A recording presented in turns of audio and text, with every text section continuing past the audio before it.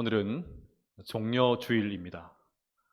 예수님께서 십자가를 지기 위해 예루살렘에 입성하실 때 사람들이 종려나무 가지를 흔들면서 예수님을 환영했다라고 해서 종려주일이다 그렇게 말합니다. 따라서 종려주일은 예수님의 생애에 있어서 마지막 주간의 첫날입니다. 오늘부터 해서 한 주간 예수님의 고난과 십자가를 깊이 묵상하시기를 바랍니다. 그래서 오늘은 십자가의 의미를 함께 생각하면서 은혜를 나누려고 합니다. 많은 여성분들이 십자가 목걸이를 걸고 다닙니다. 반지에도 십자가 모양을 넣습니다. 언양에 와서 10년여 만에 경주에 있는 아버님 산소에 갔더니 묘비에도 십자가를 새겨놓은 비석들이 많았습니다. 어디 그뿐입니까? 교회마다 종탑에는 십자가가 높이 세워져 있습니다. 이렇듯 우리는 눈을 돌리면 어디서든지 십자가를 볼 수 있습니다. 십자가가 없는 것은 찾아보기도 힘들 정도입니다. 그런데 너무 흔하지만 정작 십자가의 의미를 제대로 아는 사람들은 많지 않습니다. 아무리 교회를 오래 다녀도 십자가를 깊이 깨닫지 못하면 신앙이 자라지 않습니다. 신앙이 성장하고 성숙하려면 십자가를 경험해야 합니다. 더욱이 어느새 신앙생활이 익숙해져 버린 그런 분들에게는 더더욱 그렇습니다. 기독교의 핵심 메시지가 무엇일까요? 창조 이야기입니까? 십계명입니까? 산상수훈일까요? 주기도문일까요? 사도 바울은 내게는 우리 주 예수 그리스도의 십자가 외에 결코 자랑할 것이 없으니 라고 했습니다. 적어도 바울에게 있어서 기독교에서 제일 중요한 것은 십자가였습니다. 그래서 바울은 십자가만을 자랑하겠다고 그렇게 선언합니다. 예수님의 삶을 보면 사람들의 이목을 끄는 그런 것들이 참 많았습니다. 태어나실 때 별이 환한 빛을 비추면서 따라왔습니다. 보리떡 5개와 물고기 2마리로 5,000명을 먹이셨습니다. 바다 위를 걷기도 하셨습니다. 게다가 죽었던 나사로를 살리신 사건은 요즘 아이들 말로 그야말로 쩌입니다. 그런데 바울은 이 모든 것을 제쳐두고 그 당시 사람들이 가장 두려워하고 혐오하는 십자가만을 자랑하겠다고 합니다. 그렇다면 우리의 신앙의 중심 또한 십자가가 되어야 합니다. 예수님의 생애를 기록한 복음서를 보십시오. 예수님이 행하신 일들이 참 많지만 일주일도 안 되는 그 시간에 벌어진 십자가는 아주 상세하게 다룹니다. 많은 분량을 할애합니다. 왜일까요? 그만큼 십자가가 중요하기 때문입니다. 한 책의 제목처럼 이 일주일이 세상을 바꾼 한 주간이었기 때문입니다. 예수님은 성찬식을 제정하시면서 모일 때마다 나를 기념하라고 하셨습니다. 예수님의 몸을 상징하는 떡과 예수님의 피를 상징하는 포도주를 가지고 자신을 기념하라고 하셨습니다. 그러면 예수님은 모일 때마다 십자가를 잊지 말라고 그렇게 말씀하신 것과 마찬가지입니다. 이렇듯 기독교에서 가장 중요한 것은 십자가입니다. 이 사실을 너무나도 잘 알고 있었기 때문에 바울은 그의 서신에서 십자가를 단골 메뉴로 등장시킵니다.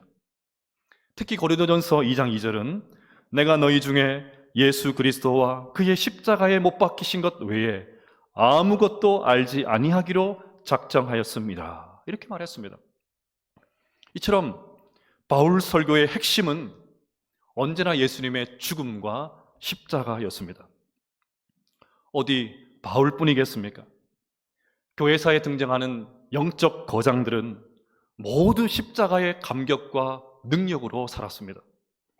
그들은 어두운 세상 속에서도 불꽃처럼 살았습니다. 엄청난 박해와 핍박 속에서도 조금도 비굴해하지 않고 모일 때마다 십자가를 붙들었습니다. 오늘 이 시간 우리 모두에게도 이 십자가의 감격과 능력이 회복될 수 있기를 간절히 축복합니다. 자, 그러면 구체적으로 살펴보겠습니다. 십자가는 도대체 무엇을 의미할까요?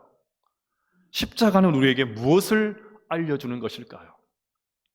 첫째로 십자가는 우리가 죄인임을 알려줍니다. 죄가 무엇입니까? 여러분이 생각하는 죄는 무엇입니까?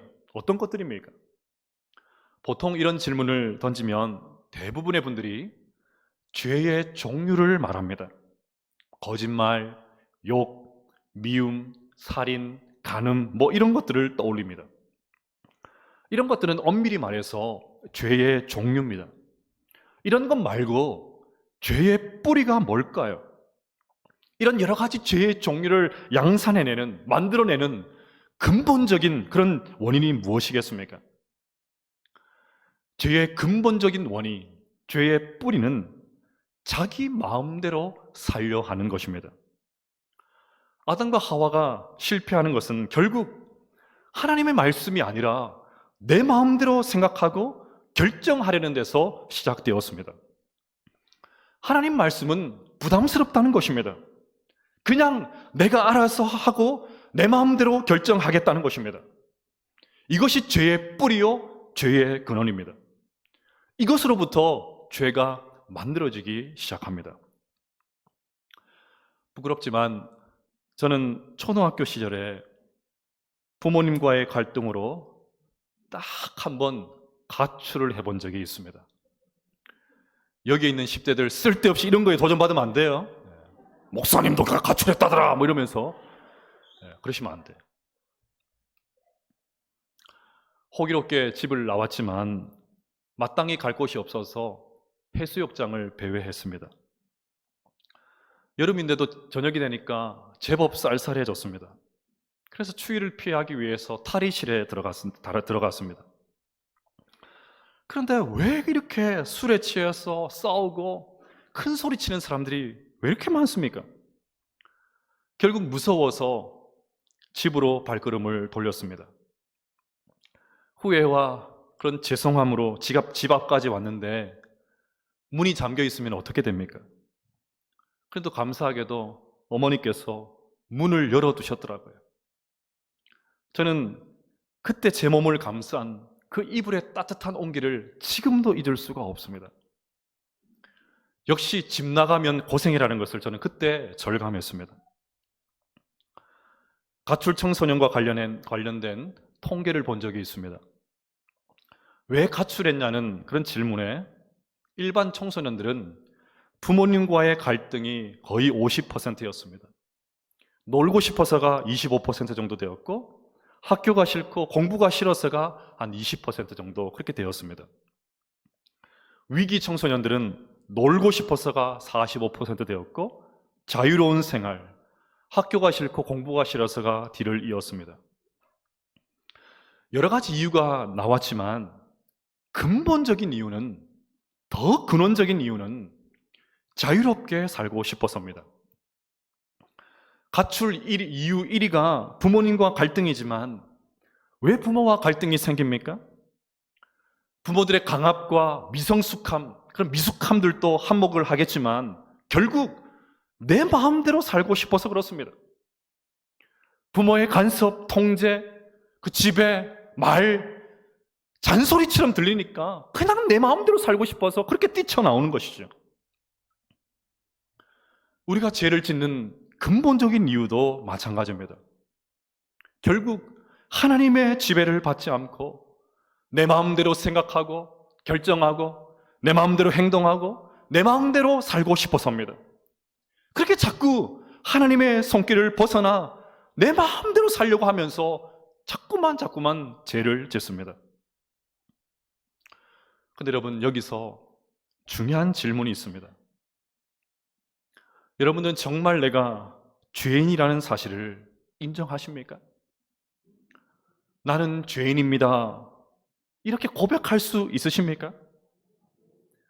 대부분의 분들이 남들은 죄인이라는 것을 잘 압니다. 남들이 하는 행동 눈에 거슬려서 보지를 못합니다.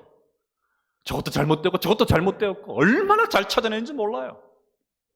그러면서 정작 자신이 죄인이라는 사실을 인정하기 싫어합니다. 많은 사람들이 자신은 죄인이 아니라고 생각합니다. 나 정도면 양심적이고 선량한 사람이라고 생각합니다.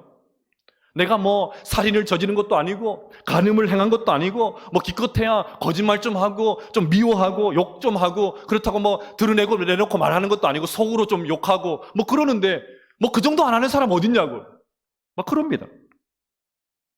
한국 사회는 법 없이도 산다는 사람이 왜 그렇게 많은지 모르겠어요. 그러나 성경은 모든 사람이 죄인이라고 단언합니다. 의인은 없나니 하나도 없습니다.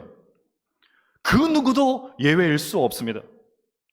죄가 없다고 말하는 사람은 스스로 속이는 사람이고 그 속에는 진리가 없습니다. 따라서 우리가 회복되기 위해서는 내가 죄인이라는 것을 겸손하게 인정해야 합니다. 십자가를 바라볼 때 제일 먼저 하나님 앞에서 내가 정말 죄인이지, 내가 정말 죄인이지, 상죄인이지, 진짜 죄인이지, 이 사실부터 고백해야 합니다. 여러분 다윗을 아시죠? 하나님은 다윗을 내 마음에 합한 사람이다, 내 마음에 맞는 사람이다, 내 마음과 다윗의 마음 똑같다, 이렇게 평가해 주셨습니다. 인간이 받을 수 있는 최고의 찬사 아닙니까? 그런데 그런 다윗이 밧세바가 목욕하는 것을 보고는 그만 밧세바를 범하고 말았습니다. 그런데 죄는 또 다른 죄를 낳습니다. 이 사실을 숨기기 위해서 남편 우리아를 전쟁터로 보내서 죽게 했습니다.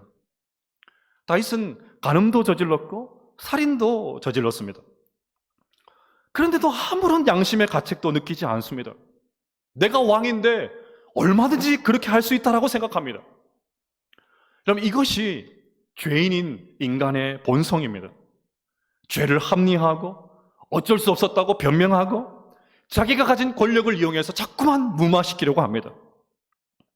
그런데 나단 선지자의 책망을 듣고는 자신이 저지른 이 죄가, 이것이 끔찍한 죄라는 사실을 비로소 알게 됩니다. 그래서 시편 51편에서 다윗은 이렇게 고백합니다. 물은 나는 내 죄가를 나오니 내 죄가 항상 내 앞에 있나이다. 내가 죄악 중에서 출생하였으며 어머니가 죄 중에서 나를 잉태하였나이다. 간음과 살인이라는 이 커다란 죄를 잇따라 지고도 태어났던 다윗은 선지자의 책망을 듣고 자신이 얼마나 큰 죄인인지를 알게 되었습니다. 이전에는 그래도 꽤 괜찮은 사람인 줄 알았습니다. 왕도 되었고 나라도 평안하고 전쟁에 나가면 백정백승이고 기도하면 하나님께 즉각적으로 응답도 해주시고 이 정도면 괜찮지 그랬습니다. 그러나 이 사건 이후로 다윗은 철저하게 자신이 죄인임을 깨달았습니다. 태어날 때부터 죄 중에 있었고 지금도 죄 속에 있고 앞으로도 죄를 지을 사람이라고 고백합니다. 그래서 다윗은 또다시 이렇게 기도합니다. 하나님이여, 내 속에 정한 마음을 창조하시고 내 안에 정직한 영을 새롭게 하소서. 여러분, 오늘날 왜 우리에게 십자가의 능력이 없는지 아십니까? 다들 가면을 쓰고 있어서 그렇습니다. 교회 올 때 자꾸 가면을 쓰고 와서 그렇습니다. 속은 다 썩어 문드러지고 있는데 안 그런 척하고 있어서 그렇습니다. 몸은 교회에 와 있지만 자신의 죄를 드러내지 않고 꽁꽁 숨어서 예수님의 손길을 거부하고 있기 때문입니다. 죄에 대해서 아무리 들어도 깨끗한 척, 안 그런 척, 그럴듯한 모습으로 앉아 있습니다. 그러다가 교회 밖에 나가서는 숨어서 습관적으로 더러운 죄를 끊지 못하고 반복합니다. 그러니 십자가는 죽어서 천국에 갈 때에만 붙잡습니다. 천국에 가야 하니까. 죽을 때만 십자가만 붙잡고 일상의 삶의 현장을 살아가는 가운데 전혀 십자가를 바라보지 않습니다. 그러니 우리의 삶 현장 가운데 능력이 나타나지 않습니다. 사랑하는 여러분, 이 시간 껍질을 깨고 나오시기를 바랍니다. 십자가 앞에서 다 드러내십시오. 더러운 정력이 나를 지배하고 있는데도 고상한 척에 앉아있지 말고 다 드러낼 수 있기를 간절히 축복합니다. 모든 것을 적나라하게 다 드러내야 치료를 받을 수가 있습니다. 그것 때문에 아파해야 합니다. 그렇게 십자가 앞에서 나의 죄 때문에 처절하게 또 눈물 흘리고 또 눈물 흘리고 그렇게 해야 합니다. 여러분, 죄는 결코 가벼운 것이 아닙니다. 하나님은 우리가 대수롭지 않게 여기는 이 죄의 문제를 해결해 주시기 위해서 자신의 아들을 십자가에서 죽게 했습니다. 우리가 짓는 죄는 그 정도로 심각한 것입니다. 예수님께서 십자가에서 죽으셔야만 해결될 정도로 죄는 심각한 것입니다. 따라서 하나님이 그분의 아들을 십자가에서 비참하게 죽인 것은, 비참하게 죽게 한 것은 우리의 죄의 심각성을 철저하게 폭로하는 것입니다. 죄는 대수로운 것이 아닌 것이 아니라고. 죄는 심각한 것이라고. 예수님께서 십자가에서 죽으셔야만 해결될 정도로 심각하고 중요한 것이라고. 이것을 폭로하는 것이 십자가의 첫 번째 의미입니다. 따라서 자신이 죄인이라는 것을 깨닫고 그 죄를 해결하기 위해서 주님 앞에 엎드리는 사람만이 예수님을 만날 수가 있습니다. 그때 비로소 십자가를 제대로 경험할 수 있습니다. 우리 모두에게 이 은혜가 있게 되기를 간절히 축복합니다. 둘째로, 십자가는 하나님의 사랑을 알려줍니다. 앞에서 우리는 십자가는 우리가 죄인임을 알려주고 죄는 십자가에서 처리되어야 할 정도로 심각하다는 것을 살펴보았습니다. 그런데 더 중요한 십자가의 의미가 있습니다. 십자가는 그런 죄인인 우리를, 그런 연약한 우리를, 그런 가면을 쓰고 있는 우리를, 그렇게 허물투성인 우리를, 그런 완악한 우리를 그럼에도 불구하고 사랑하시는 하나님의 사랑입니다. 우리를 살려내기 위해서 자신의 아들을 죽여야 할 정도로 우리들이 하나님 앞에 소중한 존재라는 사실을 알려줍니다. 사실 우리를 향한 하나님의 사랑의 손길은 계속 있어 왔습니다. 아담과 하와가 범죄한 후에 무화과 나무를 엮어서 자신들의 그 수치를 가렸습니다. 나뭇잎이 얼마나 가겠습니까? 그래서 하나님은 죄 지은 그들을 위해서, 불순종한 그들을 위해서 다 허락해 줬는데 그 딱 한 가지, 그것조차도 지키지 않는 그들을 위해서 가죽옷을 지어 입히셨습니다. 가죽옷을 만들기 위해서는 동물의 피 흘림이 필요합니다.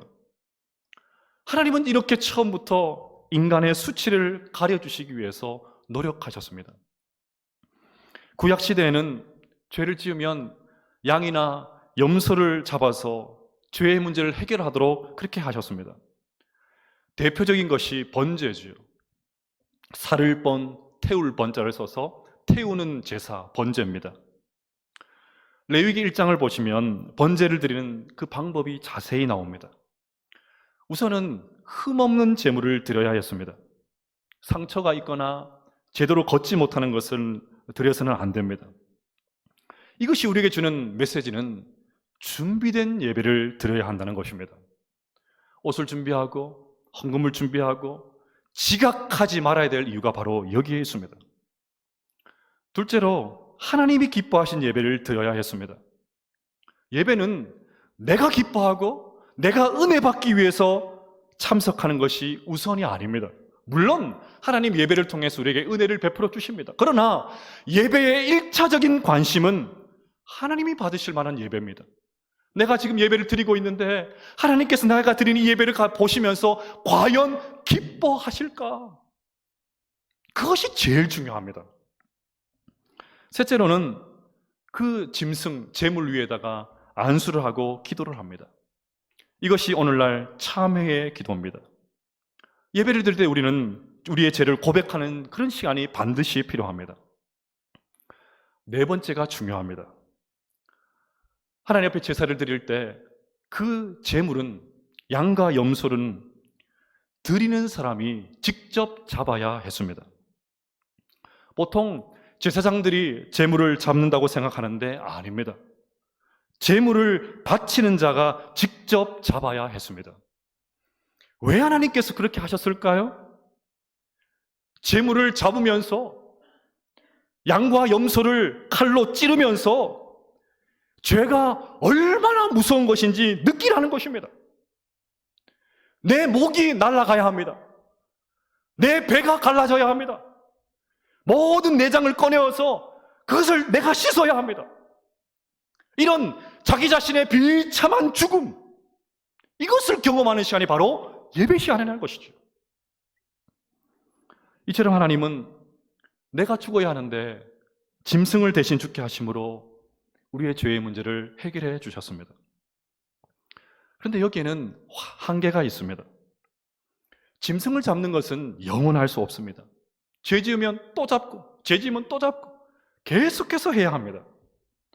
만약 예수님의 십자가가 없었다면 오늘도 우리는 짐승을 잡아서 목을 따고 배를 가르고 피를 씻어내고 내장을 씻고 언양성전에서 태워야 했습니다. 생각만 해도 끔찍하지 않습니까? 그래서 죄 없으신 예수님이 우리의 죄를 위해 단번의 희생으로 우리의 모든 죄값을 완전히 치르셨습니다. 그래서 예수님을 구약의 성경의 표현을 써서 이렇게 기록했던 것입니다.